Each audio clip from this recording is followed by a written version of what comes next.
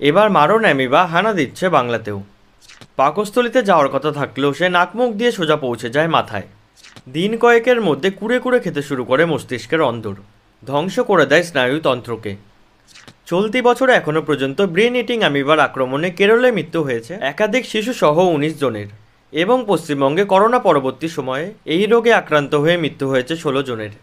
আপনি কি জল বা মাটি নিয়ে বেশি কাজ করেন, অথবা নদী বা পুকুরে নিয়মিত স্নান করেন? তাহলে সতর্ক থাকুন, কারণ মাটি বা জল থেকে নাক দিয়ে সোজা মাথায় পৌঁছে যেতে পারে এই ব্রেন ইটিং অ্যামিবা, আর তারপর কুড়ে কুড়ে খেয়ে ফেলতে পারে মস্তিষ্কের অন্দর, ধ্বংস করে দিতে পারে স্নায়ুতন্ত্রকে। পরিসংখ্যান বলছে সারা বিশ্বে গত কয়েক বছরে এই রোগে আক্রান্তের সংখ্যা ছিল ৫০০, কিন্তু গত ১.৫ বছরে শুধু কেরালায় আক্রান্ত হয়েছে ১২০ জন। চিকিৎসকরা বলছেন মাটিতে কিংবা উষ্ণ বা মিষ্টি জলে এই অ্যামিবা বাস করে।